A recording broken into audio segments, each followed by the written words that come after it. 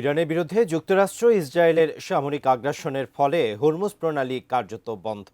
তবে America, Israel ও তাদের মিত্ররা বাদে অন্যান্য দেশের জাহাজকে হরমুজ পার হওয়ার অনুমতি দিচ্ছে ইরান। এরই ধারাবাহিকতায় তেহরান বাংলাদেশের 6টি জাহাজকেও অনুমতি দেয়। তবে অনুমতি পেয়েও জ্বালানি নিয়ে আসতে পারছেন না এসব জাহাজ। কিন্তু কেন? বিস্তারিত জানাচ্ছেন তৌফিকুল আশিক।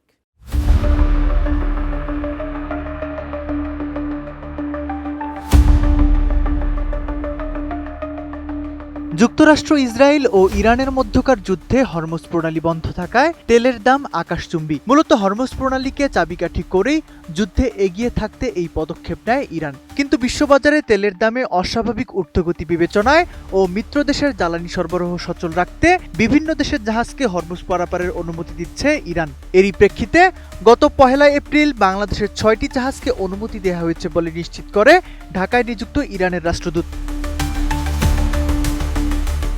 দেশে জ্বালানি সংকট কাটাতে এই সুখবরের মাঝেই এলো ভিন্ন খবর। জানা যায়, তেহরানে যে 6টি জাহাজের তালিকা পাঠানো হয়েছিল তার 5টি ছিল এলএনজি কার্গো, যার মধ্যে 4টি কাতার এনার্জি এবং একটি এক্সিলারেট এনার্জির। কিন্তু এই 5টি জ্বালানির সরবরাহকারী প্রতিষ্ঠানগুলো অনেক আগেই তাদের কার্যক্রম স্থগিত করে দিয়েছিল। 32 ইঞ্চি জেভিকো টিভি এখন মাত্র 15,000 টাকায়, সাথে পাচ্ছেন 3 বছরের প্যানেল ওয়ারেন্টি। যুদ্ধ শুরু হওয়ার পর মার্চ মাসের শুরুতেই কাতার এনার্জি ও ওমানের ওকিউ ট্রেডিং ফোর্স মেজর ঘোষণা করে সব সরবরাহ বন্ধ করে দেয়। এই স্থগিতাদেশ আগামী 8 মে পর্যন্ত বাড়ানো হয়েছে। ফলে যেসব চালানের অস্তিত্বই এখন আর নেই, সেই বাতিল হওয়া জাহাজের তালিকায় ভুল করে তেহরানে পাঠিয়েছিল বাংলাদেশের জ্বালানি বিভাগ।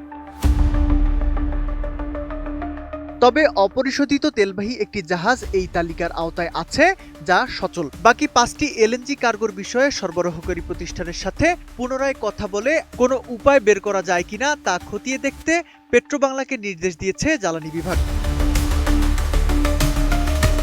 আমলাতান্ত্রিক এই জটিলতার চূড়ান্ত মাশুল দিতে হচ্ছে দেশের সাধারণ মানুষকে।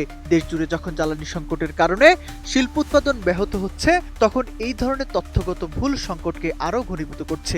একদিকে রাশিয়ার তেল আমদানিতে ওয়াশিংটনের কাছে ছাড় চাইছে ঢাকা, অন্যদিকে ইরানি ছাড়পত্র পেয়েও কারিগরি ভুলের কারণে হাতছাড়া হচ্ছে জ্বালানির চালান। এই সমন্বয়হীনতা রাষ্ট্রের জ্বালানি নিরাপত্তাকে আরও বড় ঝুঁকির মুখে ঠেলে দিল।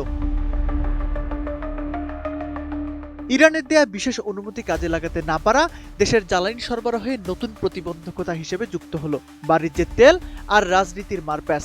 এই দুয়ের লড়াইয়ের মাঝে দাঁড়িয়ে বাংলাদেশের জ্বালানি নিরাপত্তা এখন যেন এক অদৃশ্য সুতোয় ঝুলছে। Toufiqul Ashik, ATN news.